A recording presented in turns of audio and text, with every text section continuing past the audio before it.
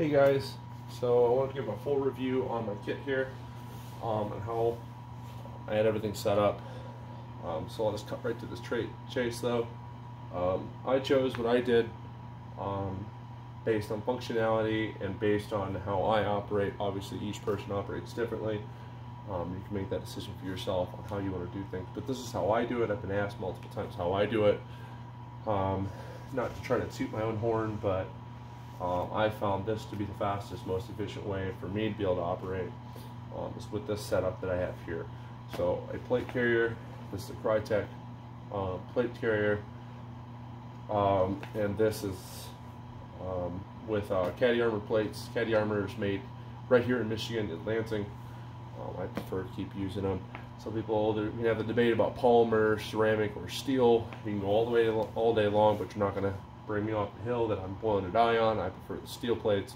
They can take multiple rounds and still maintain their integrity. Whereas the polymer and the ceramic, it's more, it bleeds energy in more directions. Does it stop rounds better? Absolutely, but you can't take as many rounds, so on and so forth. So the use of them goes down drastically. But anyway, so we'll go ahead and move on. Dive straight into the battle belt. First of all, this battle belt has a Velcro adhesive backing to it, right? So this Velcro adhesive backing is nice because it pairs with another belt that goes on your tactical pants, your BDU pants, whatever you're choosing to wear, so on and so forth. It keeps it from moving around, bouncing around, shifting its weight, or shifting and moving with weight. So it's a nice belt. I prefer it. As you can see, it's decently lightweight too. Even with the pistol in there, it doesn't weigh too much. So some people call them duty belts. I call them battle belts.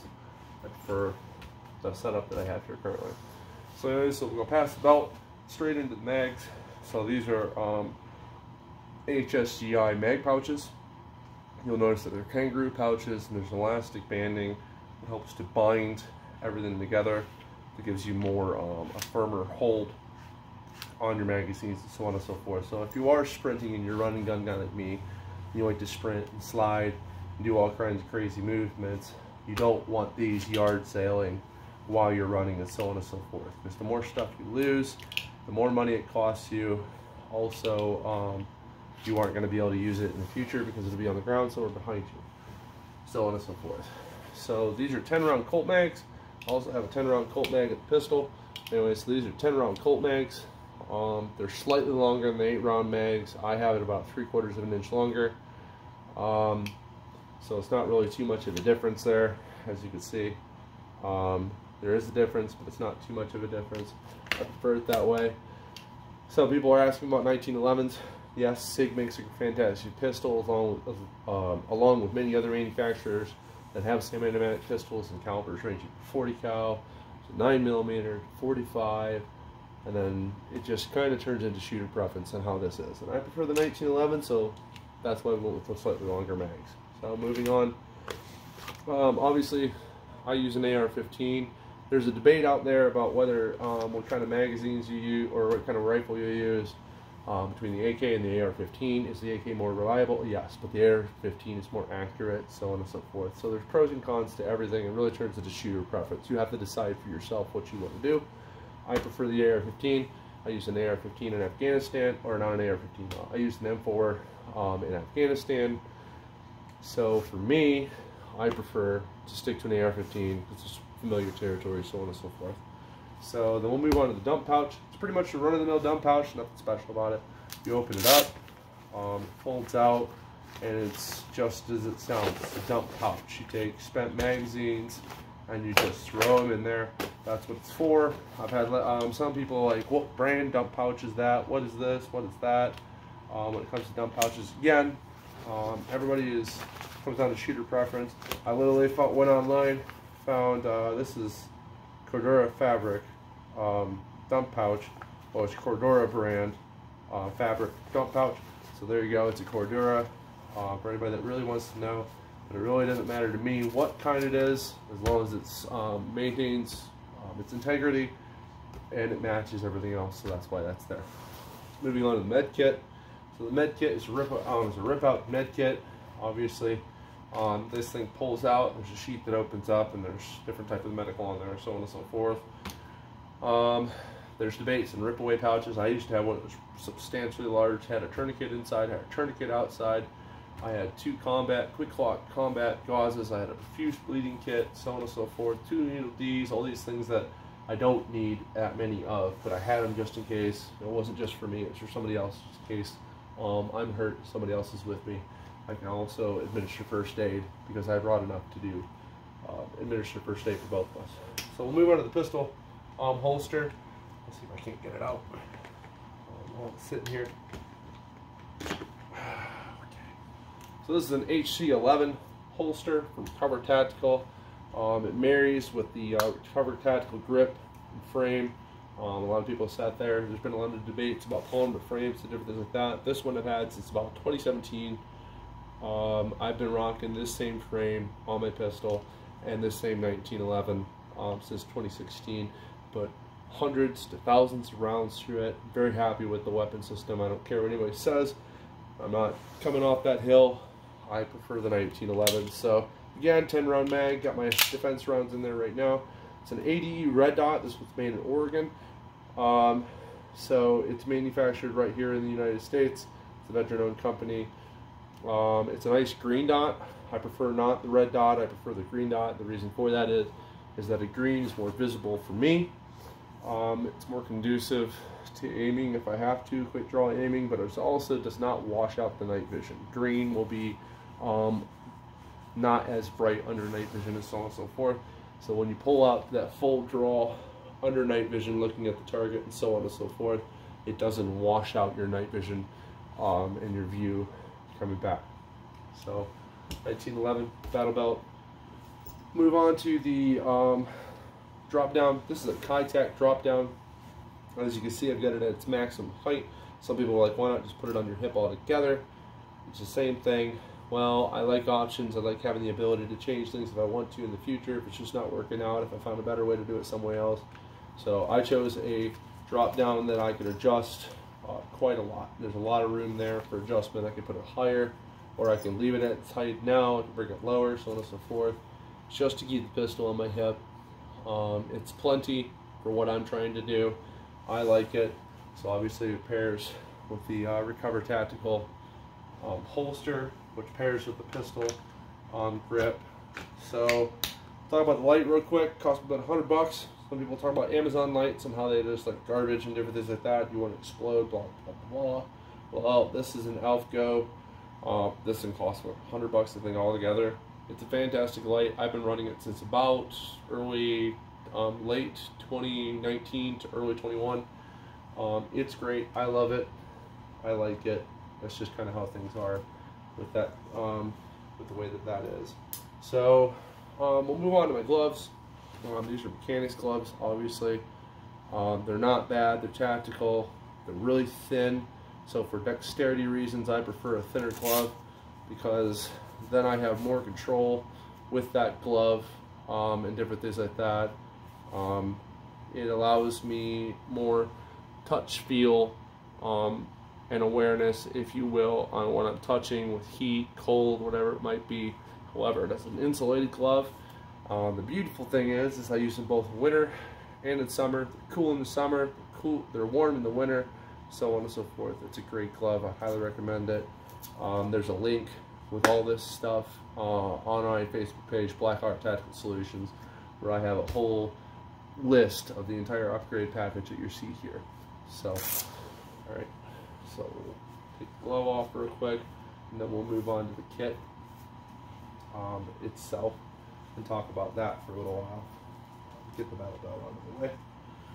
So, all right. So moving on to the plate carrier. So, this is a Cry Precision admin phone case.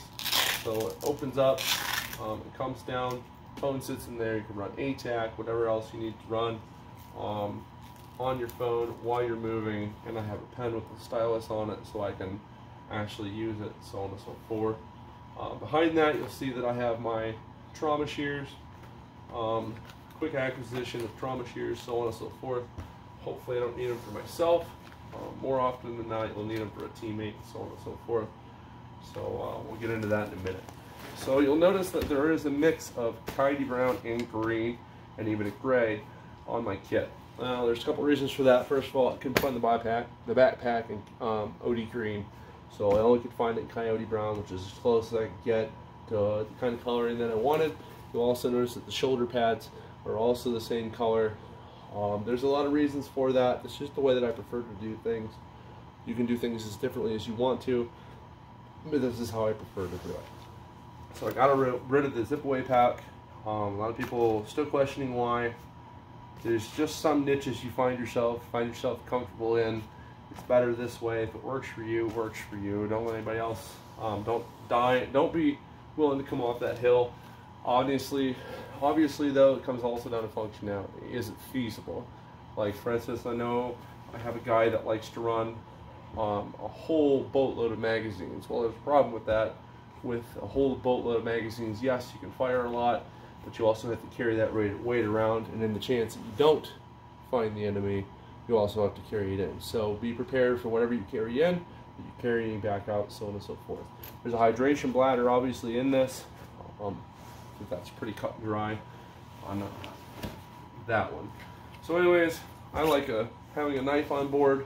Some people don't. The reason I put it there on the inside of the cummerbund, so I have that option to either carry the knife or not, and it does not affect any way that the kit functions or how it is on my body, so on and so forth.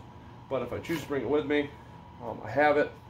Some people were asking why right there, because I can pull it out decently easy right at that level, so on and so forth. So there's the knife. Set that over there. All right. So we'll break down then into the plate carrier itself. This is a Krydex JPC 2.0. It's a phenomenal plate carrier. I love it. However, the cummerbunding with the Velcro and everything like that, the Velcro kind of pisses me off a little bit. Some people will understand that, some people won't. And the reason being is over time Velcro wears down and it loses its adhesiveness and its effectiveness. So what that then means, for those of you who don't know, is you keep pulling that flap up and down, putting the carrier on, putting it on, taking it off, putting it on, taking it off, putting it on, taking it off, and eventually that Velcro is not going to have the adhesiveness that it used to have. So if you're like me and you like everything tight, you don't like things moving, that's a problem. Because then over time what can happen is that breakdown can allow for shifting of the cummerbunds to come out, or they don't adhere very well, or this flap will come up right at the wrong second when you go to dive down to the ground, or when you go to stand up, it'll peel itself off and the whole plate carrier can become unstable, so on and so forth. So what I did is I went with Emerson gear clips. You can see that's pretty cut and dry going on, or coming off, and pretty cut and dry going on. You got one on both sides. My knife and my radio are both inside of the cummerbund. I don't like that whole feeling of things sticking off my kidneys, so on and so forth. I do not mind having something against me as long as I have control of its movement, so on and so forth. So there's all that. We'll move on to the mag pouch. This is also an HSGI mag pouch. It's a Kangaroo pouch. Obviously it holds pistol mags in the front and hold rifle mags behind. So this was probably a little bit more pricier than what I normally would spend on something like this, but it's well worth it. Some people ask why 6 extra pistol mags. Well, if it comes down to it, you should be thinking about the aspect of your pistol is not something you want to fight with. Your pistol gets you your rifle. However, if there's no way to get to your rifle anymore, such as you're out of ammunition or whatever it might be, it doesn't hurt to have an couple extra mags of pistol mags, and this is pretty much my oh shit mags, if you will. If I'm grabbing for these mags, I'm in trouble, and I really ought to be looking at my options to get out of the area, so on and so forth. But anyway, so that's what that's about. You see the Emerson gear clip on this side too, same thing. So, I'll get that up and we'll just talk about the radio real quick. So what I have here is a TCA PRC152A alpha. Obviously I've already talked about the functionality and different things like that. What I've done is I've got the antenna displacement kit, and the antenna, as you can see, is poking up right there. That keeps the antenna out of on the left side of my face is sticking up here and in the way and different things like that. It restricts movements of other things, so on and so forth. So the 6-pin connector comes to the TCA, which is actually really junk. As you can see that's already broken apart. I've got another push-to-talk on the way, so I don't need to worry about that. But the antenna displacement cable is something I would recommend, and the in-cummerbund radio pouch as well. It creates more stability, so on and so forth. So that's where I'm at with that. Again, it comes down to stability. I don't care about anything else over stability. If I have stability, I have an ability to move faster. So if you're a run and gun guy like me, you don't like things being squishy and moving and so on and so forth. You don't like things moving around. So anyways, there's all that. We'll come down to the abdomen pouch. So I like to have something in front of me. I used to have one on my chest. I keep my GPS in there, 3 needle Ds, maps, a blowout bag for CPR if you have to give it, different things like that. So keeping a couple different things like that in here couldn't hurt, so on and so forth. Pens and batteries also are kept inside the abdomen pouch, or the abdominal pouch. So that's helpful. So as you can see, the Emerson clips, it's pretty cut and dry, simple. This is more of a feasible kit for me. The reason for the backpack is so that I can open these Velcro, or open these zippers up if I want to, and stick like a pair of bolt cutters in there behind that clip that I could possibly use a mechanical breach, different things like that. So I actually have a bag here now that I can carry gear as needed on my back for breaching, even medical, if I'm doing recon and surveillance with a team, different things like that, being able to carry an extra, just little knickknacks, range finders, altimeters, the wind readers, barometers, everything that we might need for whatever function and mission that we could be up against. So anyways, that's the kit, guys. Tell me what you think in the comments, things that you would do differently if you have questions, different things like that. So I'll be more than happy to answer your questions on the setup here. I also like to have an IR patch, different things like that. I like IR patches for under night vision reasons and so on and so forth. And some of you know that I already have night vision, and I'm working in that realm currently. That's actually where my main focus is getting into the night vision world and pretty much living there. I love tactical equipment and different things like that, but we could have debate after debate on tactical equipment. But night vision is a lot more, and we all come together and agree pretty mutually. So anyways, all right, thanks guys.